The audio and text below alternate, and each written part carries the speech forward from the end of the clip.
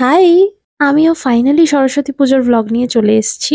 Sorry for being so late. এই যে আমার বাড়ির মিষ্টি সরস্বতী, যাকে সুন্দর করে সাজিয়ে পুজো দেওয়া হয়েছিল।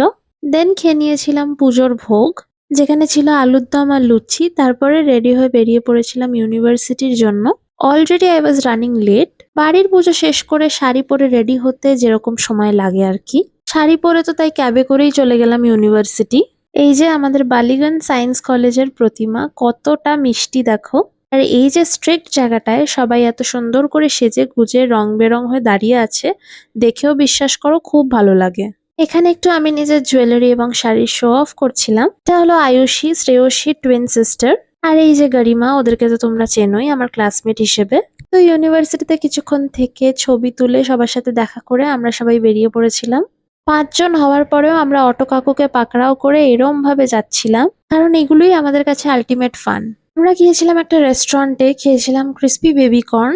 জায়গাটা হাজরাতেই, আর বেশ অ্যাফোর্ডেবল। এখানে বসে সকলে মিলে বেশ খানিকক্ষণ আড্ডা দিলাম। আর তারপরে বিকেল হওয়ায় আমি গিয়েছিলাম আশুতোষে। আর প্রথমেই তো যোগমায়া এবং শ্যামাপ্রসাদের প্রতিমা, আর তারপরেই চলে গেলাম আমাদের কমন রুমে। এখানে তো প্রত্যেক বছর না আসলেই নয়।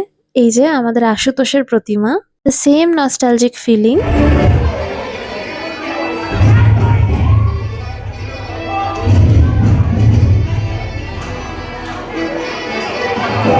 আর এখানে তো ঠিক এইভাবেই সেলিব্রেশন হয়। বিএসসি তে ৩ বছর এইভাবে সেলিব্রেট করতে করতে মানুষের তো অভ্যেস হয়ে যাবেই। And trust me, those were the best days. এখানের মতো মজা তো সত্যিই আর কোথাও হয় না। তাই তো এই বাচ্চা বাচ্চা ছেলে মেয়েগুলোকে দেখে ভীষণ ভালো লাগছিল। ওরা নিজেরাও জানে না যে ওরা কত ভালো একটা মুহূর্ত কাটাচ্ছে। এই সময়টা আর কোনোদিন ফিরে আসবে না। আর বিশ্বাস করো, দিনটা এভাবে শেষ করে ভীষণ ফুলফিলিং লাগছিল। তোমাদের সাথে দেখা হচ্ছে নেক্সট ভ্লগে। টাটা।